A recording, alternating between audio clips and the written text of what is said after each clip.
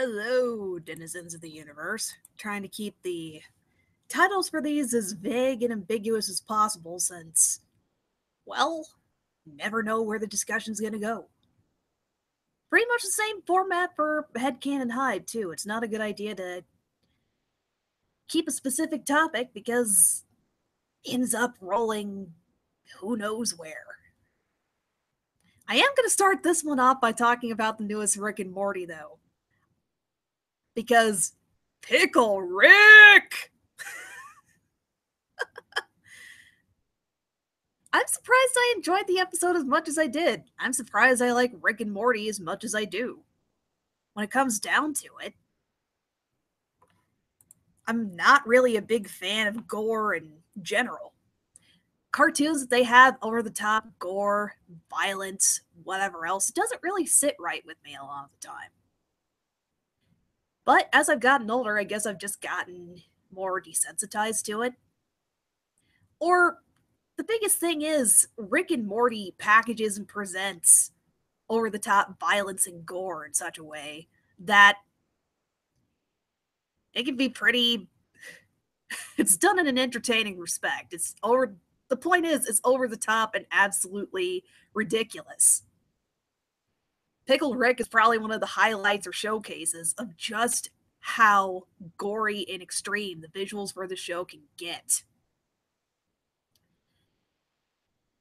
Before seeing this episode, or what really got me excited about it, is that there's a trailer where it showcases some of the creative team and staff behind Rick and Morty, and they were discussing what it was like to tackle the setup for Pickle Rick, like what the storyboarding process was. That everybody on the staff got to take a crack at designing a rat suit for Pickle Rick, for lack of a better way to describe it. How to pull together all the different parts he pulled from the rats to create that sort of impromptu skeletal structure so he could actually get up and run around. That disturbing mess. My favorite bit from that particular trailer was when they were discussing going about designing the rats. Originally, the rats looked cutesy, like extras pulled from a Disney movie. With the rounded ears, the kind of simple circular body, all the staples you'd have for a simplified Disney rat, or just a really cutesy design. There's an animatic that shows this first trial run with Pickle Rick and these variants on the rats, and oh man, is it difficult to watch just because of that particular design. They definitely made the right call deciding to exaggerate the rats' features and make them look like nightmare fuel, making them look big, terrifying, absolutely disgusting, a bit more just somewhere between realistic or more realistic and incredibly grotesque. The fact that they went out of their way to make the rats look like this makes that scene a bit less perturbing.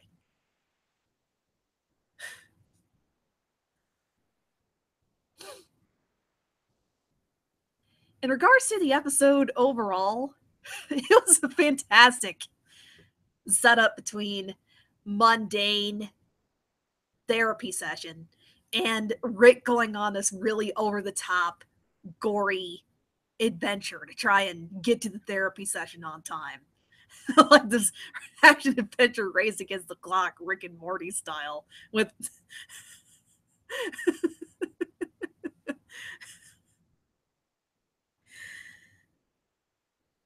I swear, if I were going to show Rick and Morty to somebody for the very first time, I would be half tempted to bring up a montage of Pickle Rick as one of their introductions to it. Just this is one of those it's one of those showcases of what extremes a show will go to. It's one of the montages or set of scenes that I'd want to pick as a fan's top favorites next to the obligatory other dimensional TV with all those skits and stuff.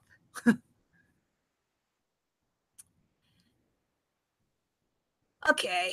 In regards to this episode overall, I know that there's a lot to poke at considering you have the therapist pretty much dissect Rick and pretty much lay out exactly what his motivations are, how his psychology works. Even the Smith family as a whole has some interesting material to work with there.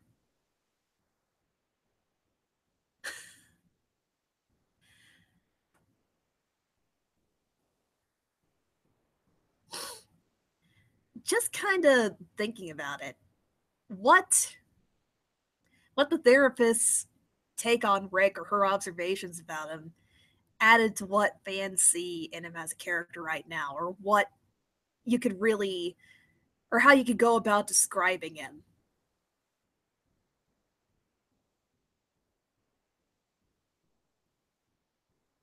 Pretty much capture that whole slant of he's bored with life. That was one of the big staples I took away from that. That'd definitely be one of the scenes to pull from if you're going to do a thorough character analysis of Rick Sanchez and really hammer in the whole point of what is Rick's life perspective or what's his philosophy on things.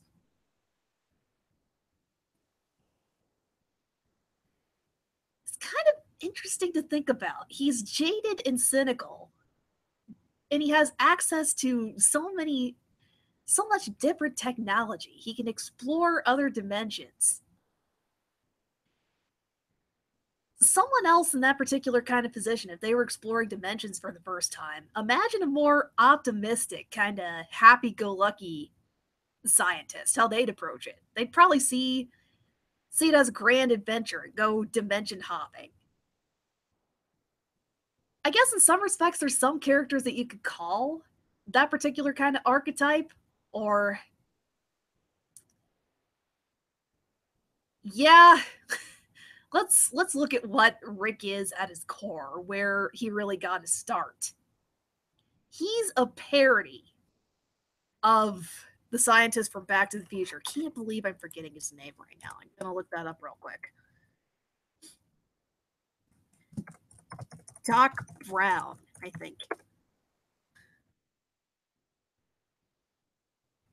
Yeah, Rick is pretty much a parody of Doc Brown.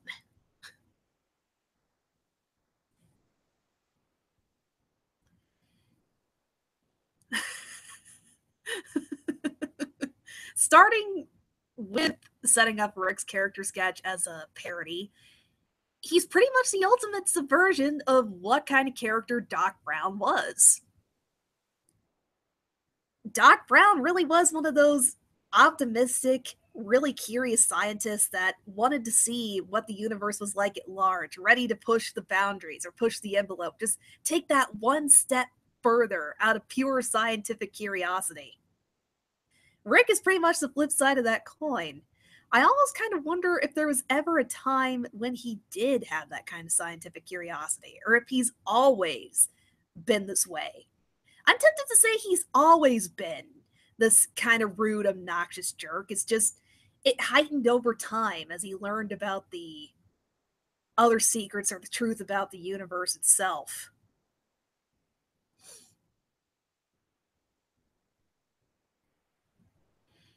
Yeah, I just can't ever see Rick as one of those kinds of characters that's ever been nice in any way, shape, or form. There's such a thing as nice, friendly characters that started out as rays of sunshine and then become cynical, jaded messes because of some extreme tragedy or something that happened to him. But the way that Rick carries himself and some of the things other characters have said about him in the past, even Unity, his previous partner, or one of his romantic flings, I don't know the entire picture of what their previous romance was like, but definitely got the impression that Rick was he's always been pretty reckless and immature. I guess just in his older age, it's a lot more deliberate.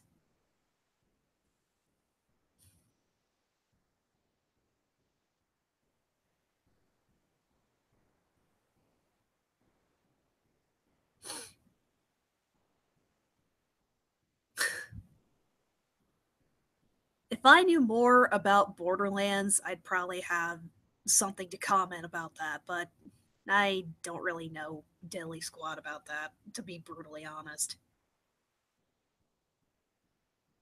Hmm. I don't know. I guess when it comes down to it, whenever I start thinking about Rick and Morty, or even discussing it, the discussion always kind of trails back towards. I'm fascinated by Rick as a character.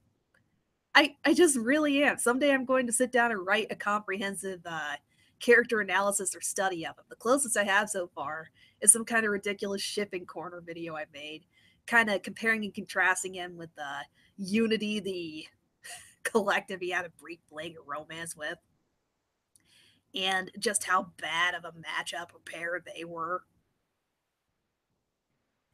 It'd be kind of interesting to just isolate or kind of discuss what kinds of weird dysfunctional relationships Rick has with other family members, be it, or Morty would be the most obvious one. He has the strongest attachment, for lack of a better way to describe it. Their their dynamic and bond is so bizarre.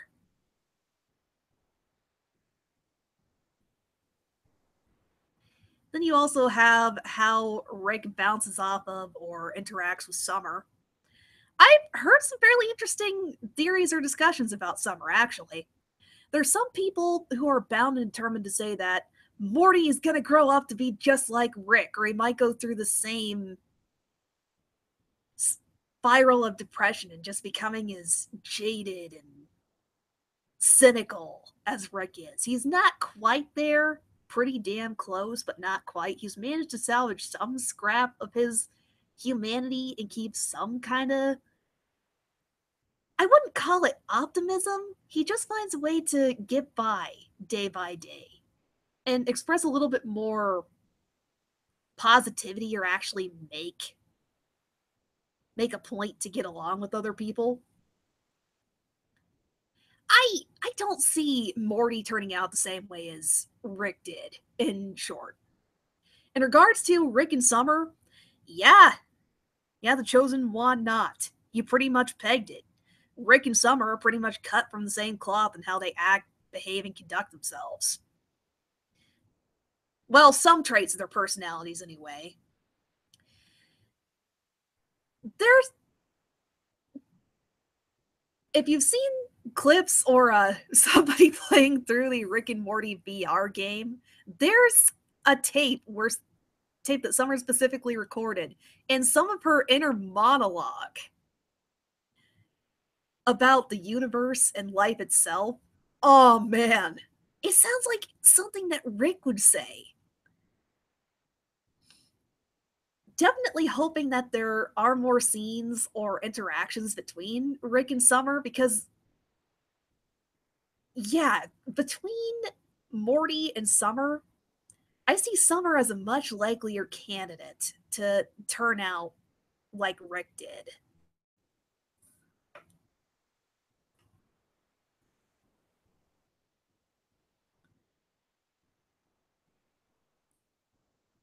The biggest reason for saying that, yeah, there's just a lot of similarities there. I'm kind of having trouble coming up with some of the more obvious ones, but their intelligence is definitely one of the bigger ones.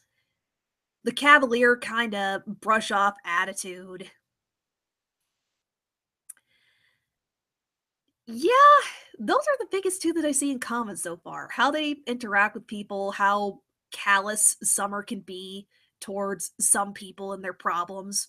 She's not to the same extent or degree that Rick is, but there's definitely, I hate to frame it like this, potential for going in that particular direction.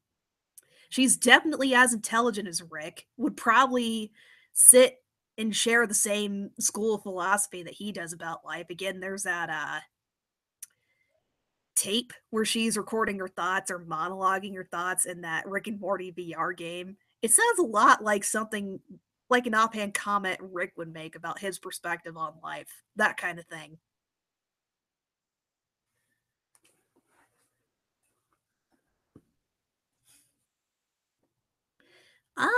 Speaking of Jerry, that's definitely a good question. Seems like he's just gone in off-screen land for a while. I'd be surprised if he showed up in another episode anytime soon. I'd say give it a couple of episodes before he even shows back up or makes another cameo. I may be wrong on that.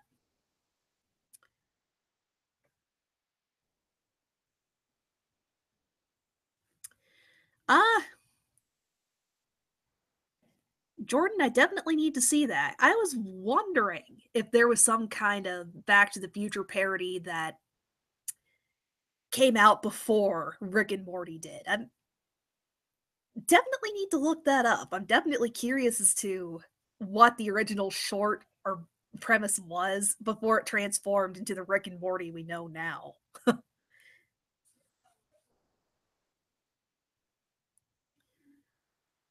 Hmm.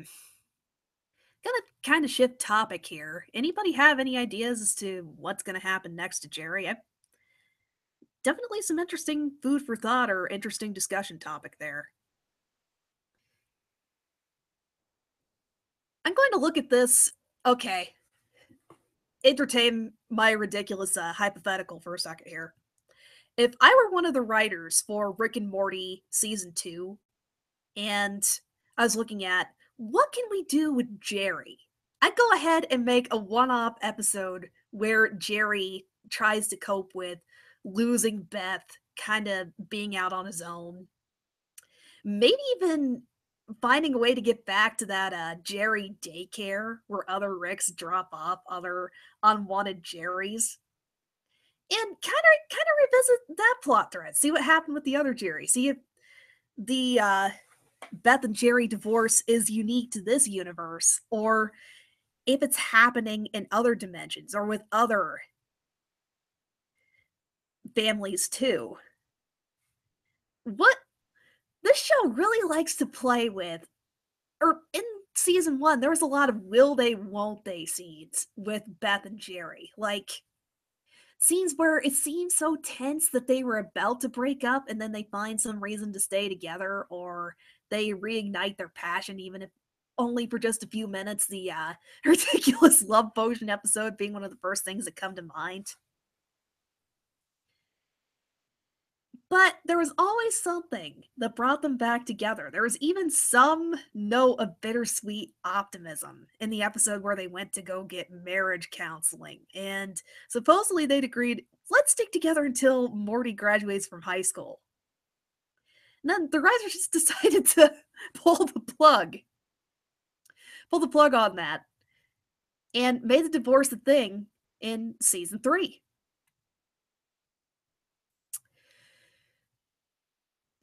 But getting back to the tangent I was going on, the Jerry daycare would definitely be worth revisiting. I think it'd be kind of fun to have the Beth and Jerry divorce be exclusive to this dimension, be one of those rare one in a million constants, and other Jerrys would be like, I didn't have the spine or the backbone to do that. Or other Beths would kind of be thinking, I wish I had the strength or courage to do that, or something like that. Just kind of poking fun at how difficult it was for him to reach this point. May even make a meta joke about the writers taking their sweet time getting to this point. There's a lot of different angles or perspectives you could take, a lot of ribbing you could do with the whole Beth and Jerry thing. A lot of potential in revisiting the Jerry daycare. And since somebody brought it up,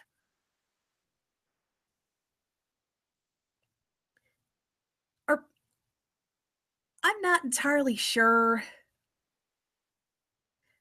there was a Rick that Jerry did bond with.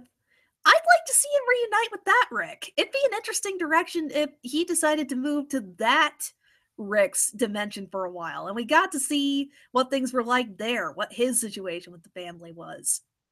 The two rejects getting along and finding some kind of comfort in each other's presence. Maybe Jerry even going so far as saying, Rick moved to an, or maybe he finds out the truth about the Rick from his home dimension. The fact that he's not originally from there and decides, I'm going to move to this dimension or something like that. Oh, Thanks for letting me know, media detective. Okay, so Beth and Jerry fall apart no matter what dimension it is. So it'd be a lot more rare to see something where they did actually work and iron things out or legitimately liked being together. That'd be a lot more rare, apparently. Also, Austin, yes, I want an episode that explains Jaguar's backstory, or even just a one off episode starring Jaguar. The way he's set up and the way the show works, they could definitely pull it off. Just you wouldn't even need any of the main characters there. Just have him pulling some kind of ridiculous antics or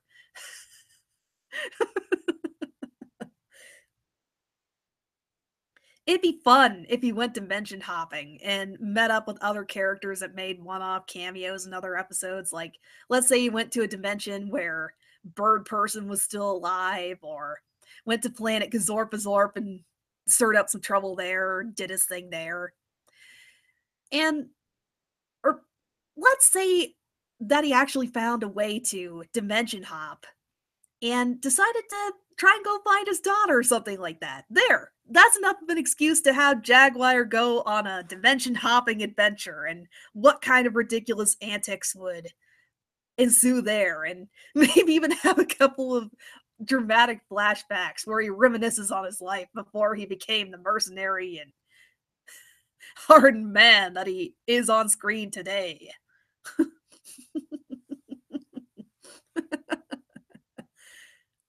Speaking of Ricks, yes, the classic Rick roll. That is my all-time favorite meme.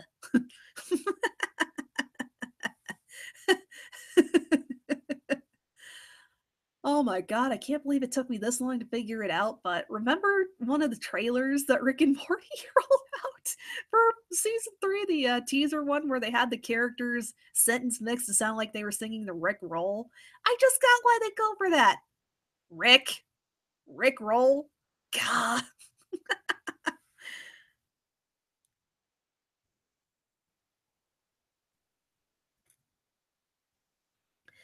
Jordan, that's a good point to bring up. Yeah, maybe the Cronenberg universe is the only one where Beth and Jerry actually have a stable relationship or actually show some kind of interest in staying together. It's interesting that the only way for them to find some kind of comfort or meaning in their relationship is that the entire world is falling apart. It's a post apocalyptic setting. They are survivors of the apocalypse. You have to have an apocalypse happen for Beth and Jerry to stick together. Well,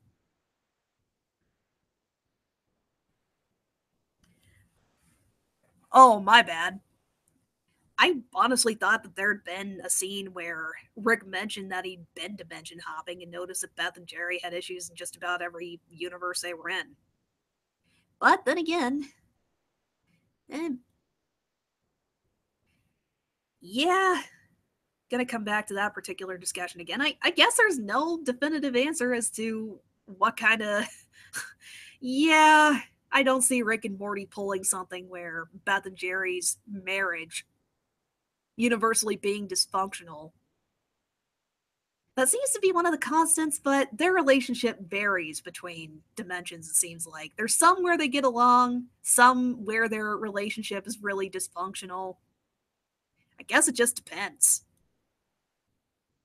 Though, of the ones we've seen on screen, the Cronenberg dimension, that's the one where they get along the best. I'd argue that one and possibly the one where they were looking at alternate timelines and Jerry and Beth originally never got together. Beth went on to become a doctor, Jerry went on to become a Hollywood superstar, whatever. I can see him working out there. The whole idea of seeing how a couple's marriage worked out across several different dimensions, you definitely have interesting story potential there. If there's another episode following Beth and Jerry in another dimension, you have the divorce as one of the main themes or setups in the main storyline. But you could also explore what happened to Beth and Jerry after they're realizing that they should have been together after all those years and the dimension where they're successful. or one where they're actively trying to mend their relationship or something. There's a lot of different angles that you could take with exploring their particular relationship. You could Okay, I'm not describing this as well as what I'd like to. I guess my main point is you can look at the what ifs for these two from several different angles because you have so many different dimensions.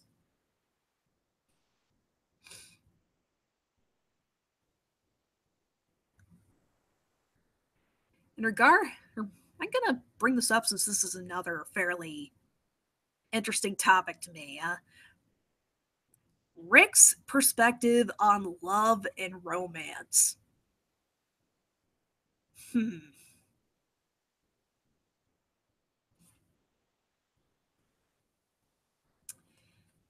In regards to that particular plot point, I'm more curious as to what happened when Rick got into the relationships that he did, or how. Hmm. Like, was he always kind of skeptic about romance, like kind of wary about it, but his first wife or somebody that he came across every so often made him reconsider a little bit, and then when things blew up in his face or just fell apart, it just reestablished the perspective that he held before. I don't see Rick as a really romantic type. I'm considering what we know about him or how he comes across on screen. I'm surprised he even went as far as marrying somebody. I could see him being one of those people that, regardless of what kind of relationship his parents had, somebody who didn't like the concept of marriage in general. That's what that's why I find that kind of interesting. Like, what?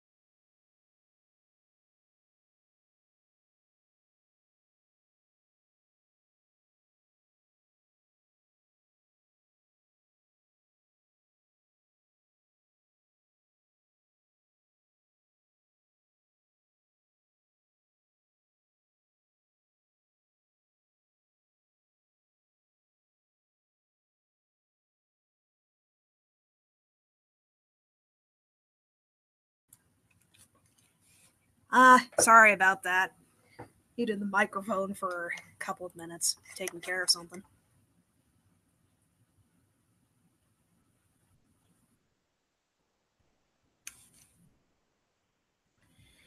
Looking back through some of the comments here. Yeah, media detective, you pretty much pegged it. Rick comes across as a one night stand kind of person, somebody who just kind of rolls in and out of relationships, not really committed to any one person. Seems more like he'd entertain a relationship with somebody, or more likely just hang out with them because he finds them interesting and just likes going out and having a good time with them. As somebody who is a ridiculous, who is a romantic to a ridiculous degree, I really am curious about what kind of character his wife was, or why he decided to get married. Was a big part of it. Did he do the same thing that Jerry did? Like, did she get pregnant before they were ready and they decided to get married for the sake of the kid? Or no, it's kind of horrible to frame things in that particular respect, but I'm just kind of curious as to what led to a set of circumstances where Rick was willing to settle down with somebody. Again, I just don't see him as somebody who was a romantic type of person or even interested in marriage. I'm tempted to say that it might have been Rick was just skeptic or wary before, or he didn't give it much mind. He didn't like the idea of marriage, but he didn't really think about it too much or have a strong opinion about it. Then this one woman shows up. He finds her interesting, forms a really deep attraction to her, or finds something fascinating about her, like something clicks between them, and then it blows up in his face. I I don't know. It would be there's something ironic about the idea of Rick being in romantic love with somebody. But I think that definitely happened or had to have happened to lead to him having as strong an opinion on it as he does.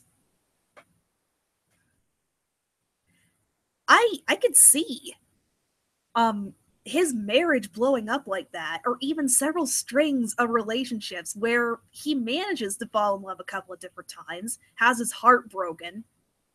That it could have been just one to lead him to that particular conclusion, could have been several. There's a lot of ambiguity to what led to Rick's perspective on romance and marriage and such. That's why it's better to leave this particular discussion kind of open or ambiguous to some degree, kind of guess as to what led to it. Because again, there's a lot of open ends here. We don't know how many different partners Rick has had beyond his ex-wife and Unity. We just don't know.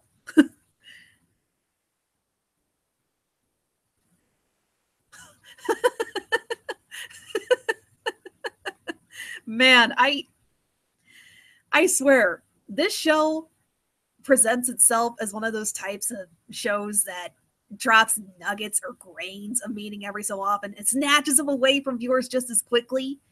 There's even scenes that poke fun at people trying to find deeper hidden meaning or analyze the characters more than just what you're seeing on screen. And just I swear, it's the absolute absurdity, the creative visuals, Rick himself, that keeps me coming back to this show. I swear it is.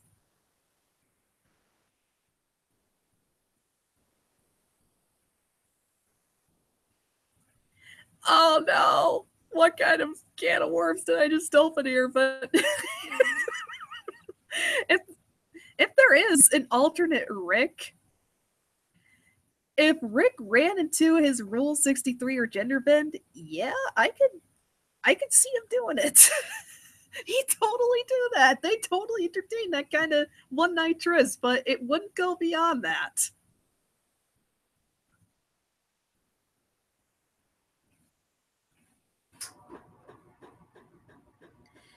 Media detective, that's possible. The idea of sorry, somebody started the laundry. That's the sound you hear in the background. But I don't know. I don't see it as extreme as Rick seeing everybody he cares about dying in some big tragic explosion or something like that. His particular perspective, I think he held it to some extent over the entire course of his life. Like he's always been jaded and cynical to some degree. Possibly because he's always been more intelligent than everybody else. He has issues relating to people. I can see that as a lifelong struggle on his part. And as he got older and discovered that life sucks to varying different degrees, from romance to what kind of slights or things people have to deal with, even discovering just how big the universe is, how many different dimensions there are, it probably just worsened as time went on and he experienced more. Hmm. I think he became apathetic as time went on, and he looks at how big the universe is as well. He looks at the size of the universe as justification for the perspective nothing matters. I'm so small in comparison to everything else that nothing I do matters in the long run. To him, going to another dimension like what happened with the Cronenberg incident, it's just like pressing the reset button. Who knows? That may not be the first time that particular Rick has switched dimensions. He might have destroyed several dimensions before he and Morty made the love potion and screwed things up. You just don't know. I just don't. I just see this as something that happened over the course of Rick's life. Like, yeah, that there were several different factors that molded and shaped how apathetic he is towards everything. The chosen one, not going to read this question here. Do you think Rick and Morty will tell the truth about Rick's past? I say no. I agree with you on that one. I highly doubt they're going to reveal Rick's past.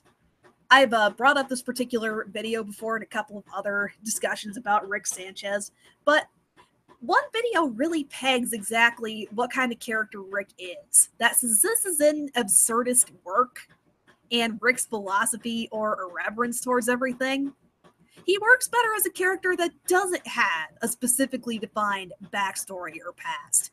That would ruin everything, especially how often the show brings up something poignant or something that makes the viewer take a few steps back and think, and then a few seconds later immediately yanks it away. The fact that the show's set up like that, Rick's pretty much the centerpiece of it.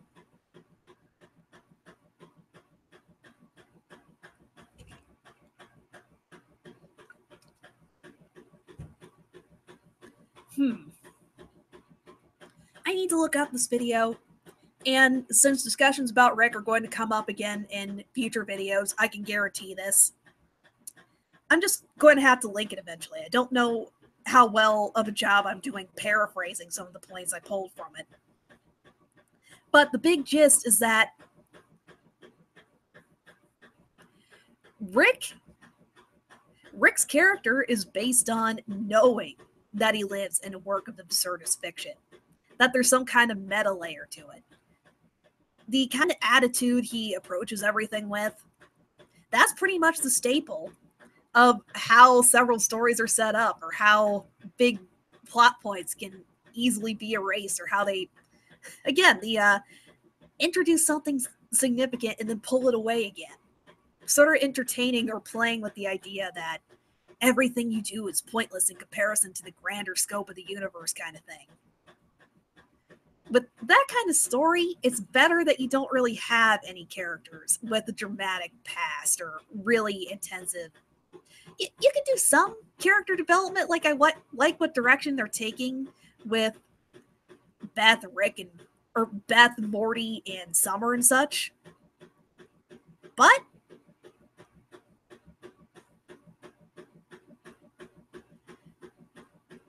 there's only so far you can really go. And I guess I'll just say it like this, or frame it in this respect. You could have an interesting character dissection or discussion, or even character development for Summer, Beth, and Morty. Even give Beth a backstory, or what it was like growing up with Rick in the house. But Rick himself, no.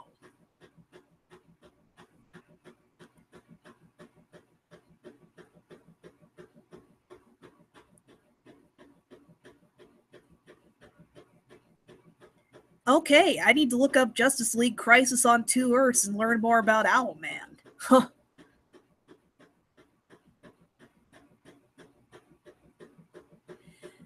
PC, what little character development Rick would be getting? Yeah, they're definitely playing with the idea that he might have some kind of humanitarian spark or develop some kind of sympathy towards other people. That's the one direction you can really take with this character that makes sense for the show. I guess what I really meant to say with that really long, babbly tangent is that Rick doesn't need a backstory.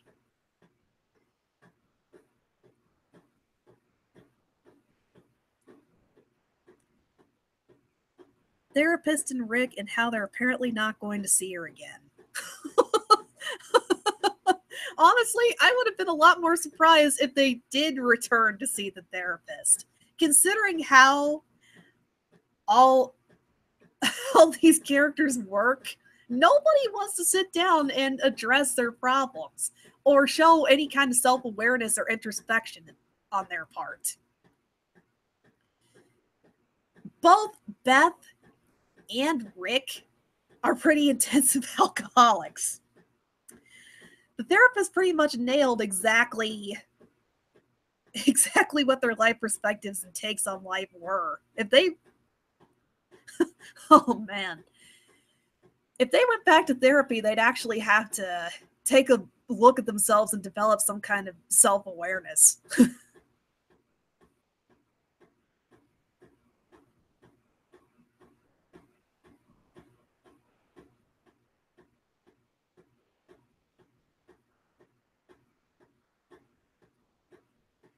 Okay, going to be reading Jordan's comment here for playback purposes.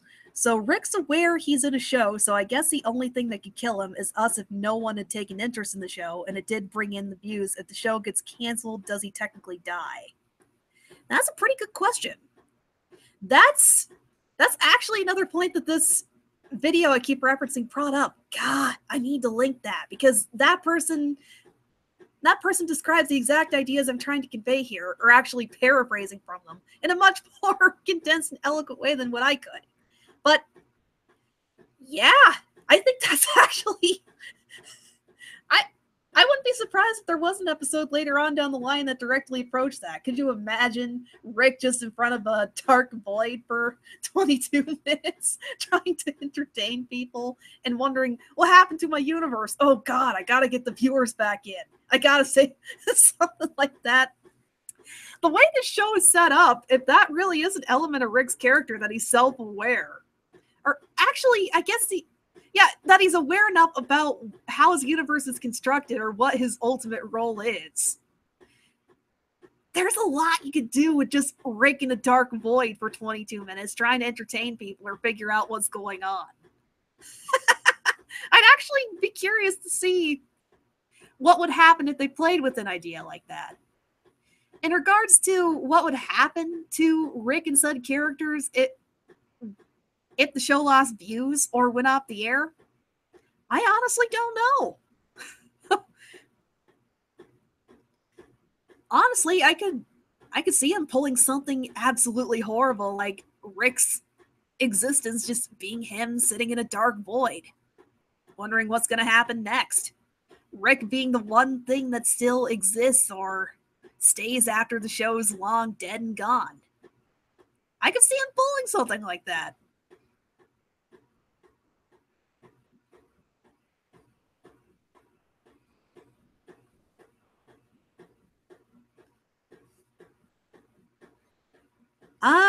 Unfortunately, I'm not familiar with either one of those characters. I'm not familiar with that particular character, Media Detective. Also, I need to watch Bojack Horseman. I've been meaning to. I've been hearing a lot of good stuff about it.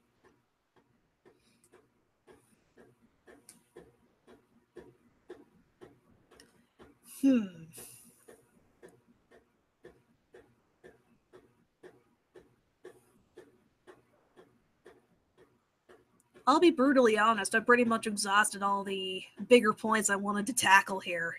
I just wanted to talk. I guess I really just wanted to gush about how much I love the Pickle Rick thing. just how morbid and disgusting it was. And how that's not really my thing, but I think it's such a well executed show that even somebody who doesn't like gore or grotesque things most of the time,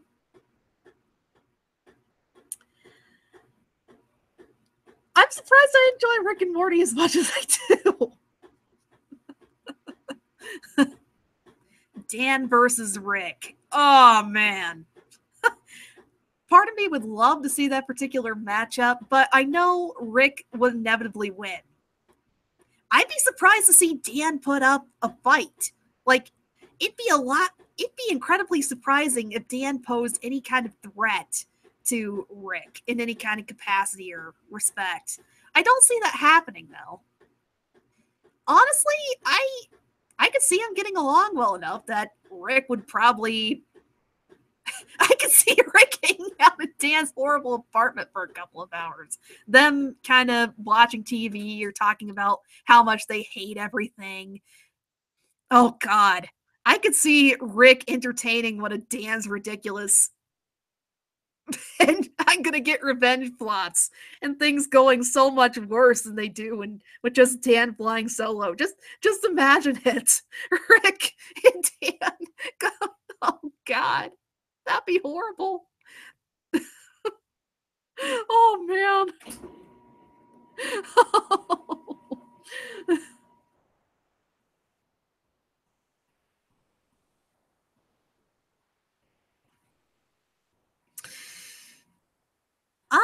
In regards to season 3 so far, it's definitely it's definitely tamer than the past couple of seasons. That's definitely a good point to bring up thinking about it. I'd say Pickle Rick was probably one of the bigger, more graphic displays we've seen in season 3 so far. Even the violence that you had in the Mad Max tribute episode, that was pretty tame compared to a lot of the scenes you'd see in any other Rick and Morty episode. Though I agree, I kind of like him taking a few steps back or a more grounded tone here.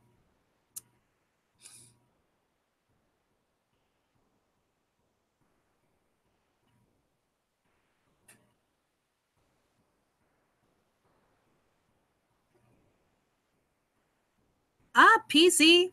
Yeah, you pretty much begged it. Though I don't know. If it were Rick versus Batman, I think Batman could put up a pretty damn good fight. If there's any character in fiction I could see having a chance of taking down Rick, it'd be him. When Batman's written well, he's a damn good detective. It is hard to get anything past him.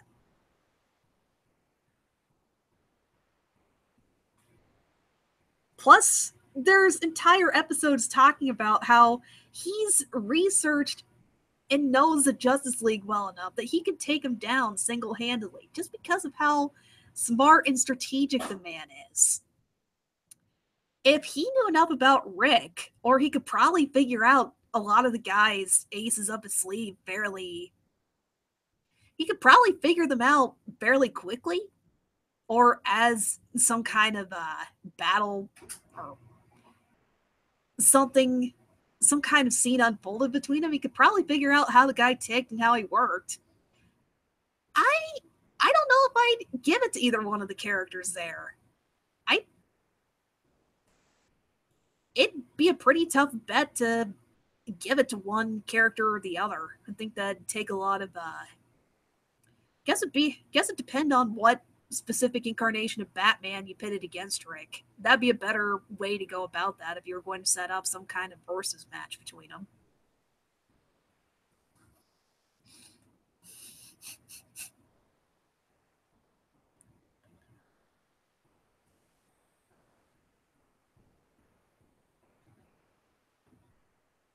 Huh.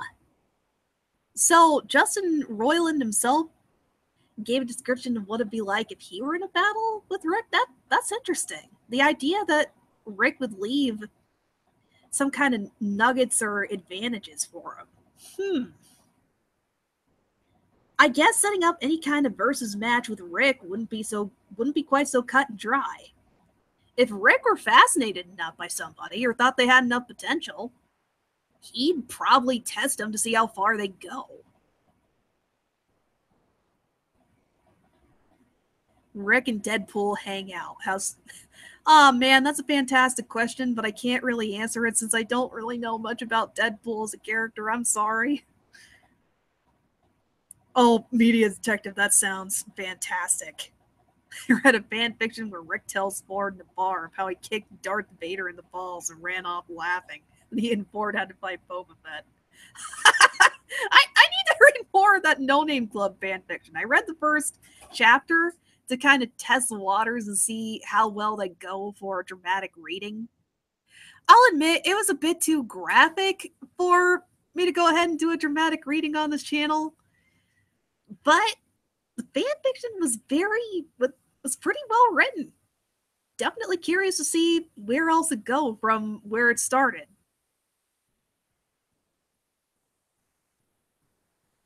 I have not watched OKKO yet. I need to.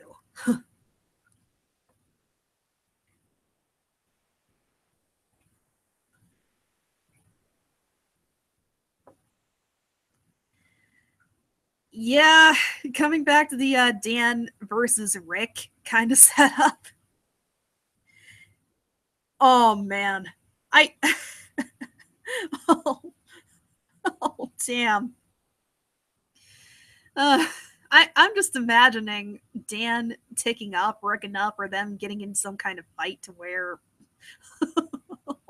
I could see something happening to where Rick would blow Dan up or just do something to the point where, yeah, insert horribly graphic image here, but just, you know that scene in the Terminator or one of the Terminator movies where the Terminator skin melted away and you see an exoskeleton? I'm imagining Dan in that kind of condition, just sort of pulling himself towards Rick and Rick actually being kind of impressed and disturbed at the same time at Dan's determination to get back at him. Just, oh man.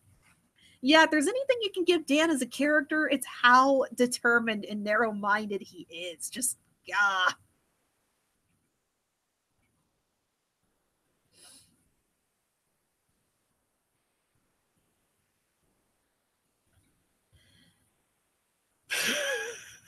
Oh, okay. On that macabre note, I am ending things for today. And, excuse me, not sure when the next live event for this channel is going to be, but next Headcanon Hive, my podcast, is probably going to be Saturday or Sunday this week. Tune in for that one for more ridiculousness, and I'm going to be bouncing off of other people. It's not just me rambling. Good night, everybody.